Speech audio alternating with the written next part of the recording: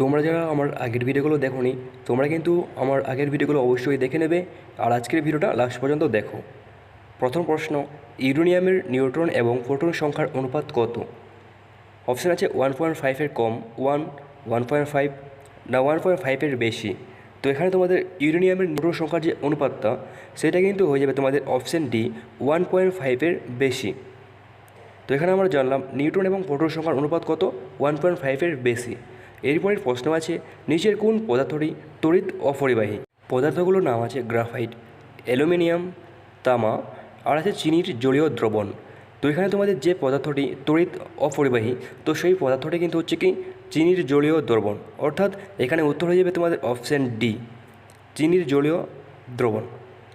তো ফ্রেন্ডস, পরবর্তী প্রশ্নগুলোতে যাওয়ার আগে আমি তোমাদের বলে রাখি, তোমরা যারা আমার চ্যানেলটাকে এখনও সাবস্ক্রাইব করোনি তোমরা কিন্তু আমার চ্যানেলটাকে অবশ্যই সাবস্ক্রাইব করে পাশে থাকা বেল আইকনটি অন করে রাখবে। এরপরই প্রশ্ন, বায়ুর চাপ প্রয়োগের কারণ কী? কারণগুলো আছে বায়ুর ভর, বায়ুর ওজন, বায়ুর অণুগুলির গতিশীলতা না বায়ুর সমনতা। তো এই চারটা অপশনের মধ্যে তোমাদের বায়ুর চাপ প্রয়োগের কারণটা কী হবে তো সেটা কিন্তু আমাকে তোমরা অবশ্যই কমেন্ট বক্সে কমেন্ট করে জানাবে। এরপরের প্রশ্ন আছে, শব্দ তরঙ্গ বিস্তারের উপর নির্ভর করে শব্দের তীব্রতা, শব্দের তীক্ষ্ণতা, শব্দের গুণ বা জাতি না অপশান ডি কেবলমাত্র শব্দের গুণ।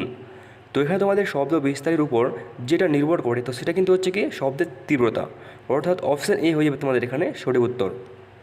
এরপরের প্রশ্ন আছে, বরফ এবং সাধারণ লবণের হিমমিশ্রণে বরফ এবং সাধারণ লবণের ওজনের অনুপাত কত?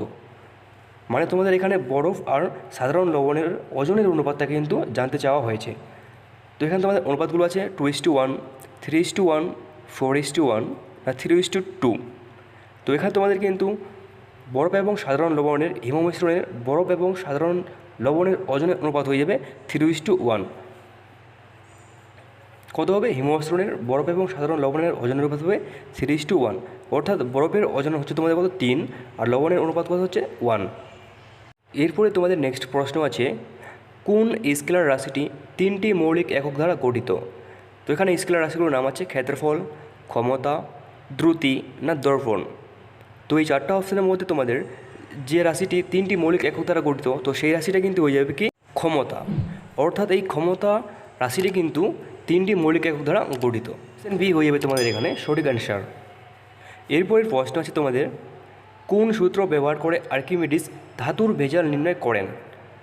লিওয়ারের নীতি, জ্যামিতিক উপপাদ্য, পরমাণু তত্ত্ব, তরলে নিমজ্জিত বস্তুর উপর ক্রিয়াশীল ঊর্ধ্বমুখী বল। তো এখানে তোমাদের যে সূত্রটা ব্যবহার করে আর্কিমিডিস ধাতুর ভেজাল নির্ণয় করেন তো সেই সূত্রটা কিন্তু হয়ে যাবে কি তরলে নিমজ্জিত বস্তুর উপর ক্রিয়াশীল ঊর্ধ্বমুখী বল।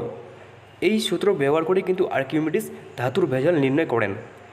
এরপরে প্রশ্ন আছে তোমাদের, আবহাওয়া পূর্বাভাস দানে ভূমিকা রেখেছে টেলিভিশন, রেডিও, অপশান সি কৃত্রিম উপগ্রহ, অপশান ডি আইপ্যাড। তো এই চারটা অপশানের মধ্যে যেটা আবহাওয়া পূর্বাভাস দানে ভূমিকা রেখেছে তো সেটা কিন্তু হচ্ছে কি কৃত্রিম উপগ্রহ, অর্থাৎ অপশান সি হয়ে যাবে তোমাদের এখানে সঠিক অ্যান্সার। এরপরে প্রশ্ন আছে, পদার্থবিজ্ঞানে বিভিন্ন রাশি বা এককের জন্য বিভিন্ন সংকেত প্রতীক ব্যবহার করা হয়, এককের কোন পদ্ধতি অনুসরণ করে? অপশান আছে এফপিএস পদ্ধতি, সিজিএস পদ্ধতি, আন্তর্জাতিক পদ্ধতি না ব্রিটিশ পদ্ধতি। তো এখানে তোমাদের যেটা উত্তর হবে তো সেটা কিন্তু হয়ে যাবে আন্তর্জাতিক পদ্ধতি, অর্থাৎ পদার্থবিজ্ঞানের যে রাশি বা এককের জন্য বিভিন্ন সংকেত আর কি প্রতীক ব্যবহার করা হয় তো এই প্রতীক আর সংকেত ব্যবহার করে কি আন্তর্জাতিক পদ্ধতির অনুসরণ করে। এরপরই প্রশ্ন আছে, নিলস বোরের কোন পরমাণুর ইলেকট্রন স্তরের ধারণা পারমাণবিক পদার্থবিজ্ঞানের অত্যন্ত গুরুত্বপূর্ণ ধাপ? হাইড্রোজেন, হিলিয়াম, সোডিয়াম না ইউরেনিয়াম। তো এই চারটা অপশানের মধ্যে তোমাদের এখানে উত্তর হয়ে যাবে কি অপশান এ হাইড্রোজেন, অর্থাৎ ইলেকট্রন স্তরের ধারণা পারমাণবিক পদার্থবিজ্ঞানের এই হাইড্রোজেনটাই হচ্ছে কি অত্যন্ত একটা গুরুত্বপূর্ণ ধাপ। এরপরের প্রশ্ন আছে তোমাদের, কোন ভৌত রাশিতে উপস্থিত মৌলিক রাশিগুলোর সূচককে কী বলে? অপশান আছে পাওয়ার, মাত্রা, সমষ্টি না বল।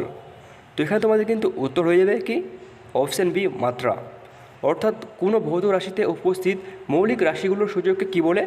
মাত্রা বলে। অপশান বি সঠিক অ্যান্সার। এরপরের প্রশ্ন আছে তোমাদের, যে সকল যন্ত্র স্ক্রু নাট নীতির উপর ভিত্তি করে তৈরি সে সকল যন্ত্রের কী ত্রুটি দেখা যায়? অপশান আছে পিছনের ত্রুটি, শূন্য ত্রুটি, প্যারালাক্স না ক ও খ উভয়ই। তো এখানে তোমাদের যে সকল যন্ত্র স্ক্রু নাট নীতির উপর নির্ভর করে তৈরি হয়, তো সেই সকল যন্ত্রে যে ত্রুটিটা দেখা যায় তো সেটা কিন্তু হচ্ছে কি পিছন ত্রুটি। অপশানে হয়ে যাবে তোমাদের এখানে সঠিক অনুসার এই কোশ্চিনটার। এরপরে প্রশ্ন আছে তোমাদের, আন্তর্জাতিক পদ্ধতিতে পদার্থের পরিমাপের একক কী? এককগুলো আছে গ্রাম, কিলোগ্রাম, মোল না অপশান 4 পাউন্ড। তো এখানে তোমাদের উত্তর কিন্তু হয়ে যাবে অপশান সি মোল।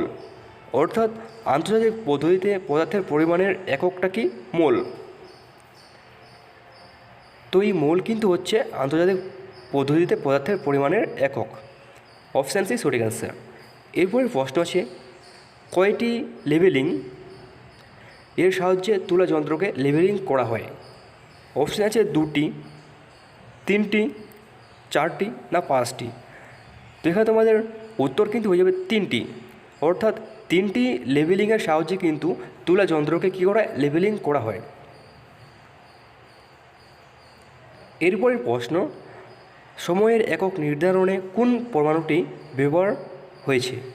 সিজিয়াম 132, সিজিয়াম 133, রেডিয়াম না গ্যালিয়াম?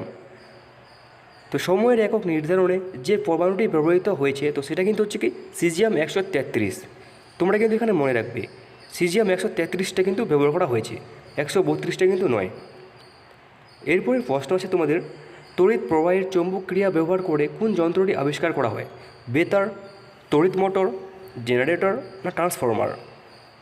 তো এখানে তোমাদের তড়িৎ প্রবাহের চৌম্বক ক্রিয়া ব্যবহার করে যে যন্ত্রটা আবিষ্কার করা হয় তো সেই যন্ত্রটা কিন্তু হচ্ছে কি তড়িৎ মোটর। অপশান বি হয়ে যাবে তোমাদের এখানে সঠিক উত্তর। এই তড়িৎ মোটর যন্ত্রটা কিন্তু ব্যবহার করা হয়। এরপরের প্রশ্ন আছে, কোয়ান্টাম মেকানিক্সের সাহায্যে কোনটি করা যায়? অপশান আছে অণুর গঠন বিশ্লেষণ, পরমাণুর গঠন ব্যাখ্যা, পরমাণুর ধর্ম অধ্যয়ন না ইলেকট্রনের ধর্ম ব্যাখ্যা? তো এই 4টা অপশানের মধ্যে কিন্তু কোয়ান্টাম মেকানিক্সের সাহায্যে যেটি করা হয় তো সেটি কিন্তু হয়ে যাবে তোমাদের এখানে অপশান বি পরমাণুর গঠন ব্যাখ্যা। অর্থাৎ কোয়ান্টাম মেকানিক্সের সাহায্যে কী করা হয় পরমাণুর গঠন কিন্তু ব্যাখ্যা করা হয়। এরপরে প্রশ্ন আছে, অক্সিজেন, নাইট্রোজেন, কার্বন, ফসফরাস ইত্যাদির সমন্বয়ে গঠিত বস্তু কোনটি? ব্রাশ, খাবার, চিরুনি না সার? তো এই 4টা অপশানের মধ্যে তোমাদের যেটা অক্সিজেন, নাইট্রোজেন, কার্বন এবং ফসফরাস দ্বারা তৈরি করা হয় তো সেটা কিন্তু হচ্ছে কি অপশান 4 সার। অর্থাৎ এই সারটাই কিন্তু কী করা হয় তৈরি করা হয় মানে গঠিত হয়। এরপরের প্রশ্ন আছে, কোন ধরনের পদার্থ শরীরে ক্যান্সার সৃষ্টি করে? পদার্থগুলো আছে দাহ্য পদার্থ, বিস্ফোরক পদার্থ, অপশান সি তেজস্ক্রিয় পদার্থ না অপশান ডি জারক পদার্থ? তো এই 4টা পদার্থের মধ্যে যে পদার্থটা ক্যান্সার সৃষ্টি করে তো সেই পদার্থের অ্যান্সারটা কিন্তু তোমরা আমাকে অবশ্যই কমেন্ট করে জানাবে। এরপরের প্রশ্নটা আছে তোমাদের, আজকে ভিডিও লাস্ট প্রশ্ন, ঘরের দরজা জানালা বন্ধ করে কেরোসিন বাতি জ্বালানো উচিত নয় কেন? তো কারণগুলো আছে তোমাদের, বিষাক্ত কার্বন মনোক্সাইড গ্যাস উৎপন্ন হয় বলে, অপশান বি দুর্গন্ধ ছড়িয়ে পড়ে বলে, অপশান সি বাতি নিভে যায় বলে না অপশান ডি বাতির সলতা পুড়ে যায়? তো এই 4টা কারণের মধ্যে যে কারণটা সঠিক হবে তো সেই কারণটা হচ্ছে কি অপশান এ বিষাক্ত কার্বন মনোক্সাইড গ্যাস উৎপন্ন হয় বলে। অর্থাৎ ফ্রেন্ডস বিষাক্ত কার্বন মনোক্সাইড গ্যাস উৎপন্ন হয় বলেই ঘরের দরজা জানালা বন্ধ করে কেরোসিন বাতি জ্বালানো উচিত নয়। এই কারণটাই কিন্তু হয়ে যাবে তোমাদের সঠিক অ্যান্সার। তো ফ্রেন্ডস এই ছিল আজকে ভিডিওর কোশ্চেন্স। তোমরা কিন্তু ভিডিওটা সবাই লাস্ট পর্যন্ত দেখবে আর আগের ভিডিওগুলো কিন্তু অবশ্যই দেখে নেবে আর চ্যানেলটিকে সাবস্ক্রাইব করে পাশে থাকা বেল আইকনটি অবশ্যই অন করে রাখবে।